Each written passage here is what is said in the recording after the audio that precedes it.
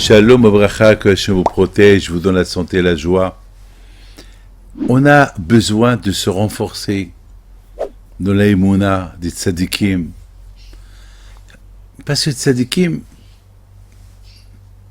c'est à travers eux, on apprend à servir à Kadosh Baruch Hu.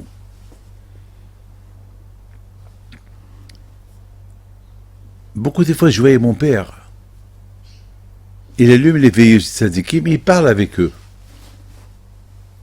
Et c'est ce que je fais moi aussi. J'allume et je parle. Une fois, j'avais demandé à Rabbi Haim Pinto, j'avais un problème, j'étais aux États-Unis. Et j'avais un problème. J'ai dit, Rabbi, prouve-moi que tu es là, que tu me protèges. À peine que j'ai terminé, le verre il a éclaté. J'ai rigolé. J'ai dit, Rabbi, merci que tu t'es pas éclaté sur moi. Et pour vous dire, et grâce à Dieu, ça a marché. C'est comme ça.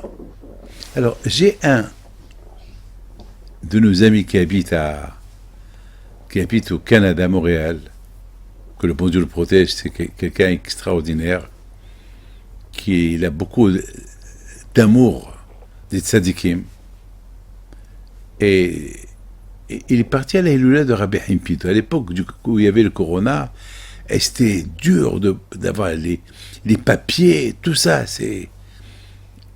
Il a réussi à partir, mais au retour, c'était terrible. Terrible. En plus, il avait beaucoup de bagages. En plus, il n'avait pas les papiers nécessaires. C'était sûr qu'il ne pouvait pas arriver à Montréal pour Rosh Hashanah. C'était sûr. Il lui manquait beaucoup de papiers. Et il a prié à Kadosh Baruch Hu. Il prie. Et à un moment donné, il était devant, dans une queue, et on demandait les papiers. Lui, il savait qu'il n'avait pas de papiers. Lorsqu'il est arrivé, quelqu'un a commencé à parler avec la femme, donc la femme s'est retournée, et le monsieur, il est passé. Voilà déjà un miracle. Maintenant, il devait courir pour arriver à la porte.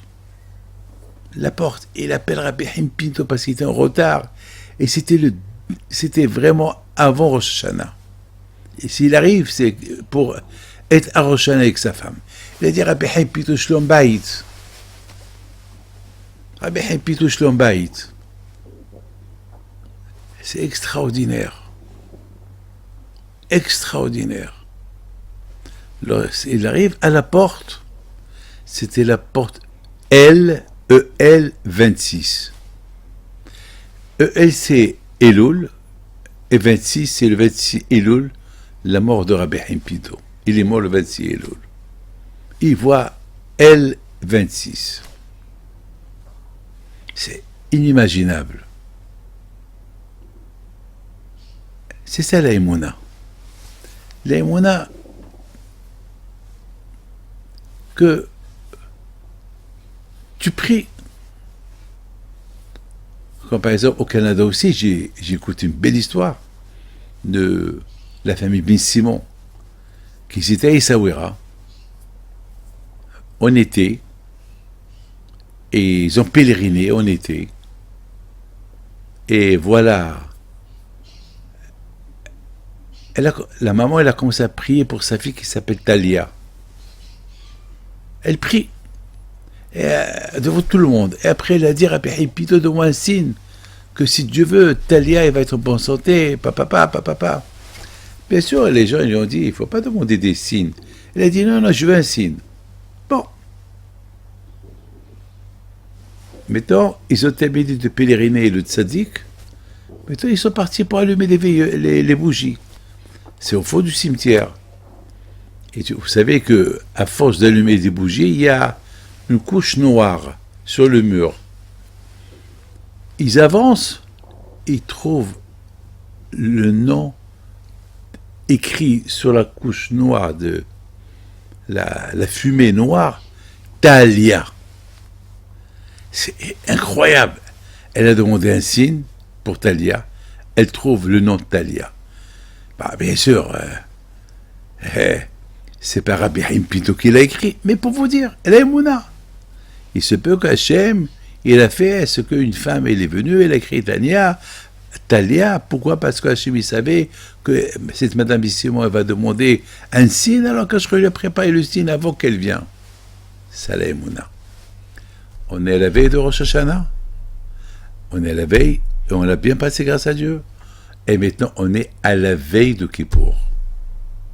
On a besoin des miracles pour que Kippour soit bien pour nous, pour toute l'année. Et surtout, on est menacé. Il y a des menaces. Avec l'aide d'Hachem, que tout se passe bien. Et qu'on passe une bonne année. Amen Kerason, Bisrot Rabbi Haim Pinto. À très bientôt.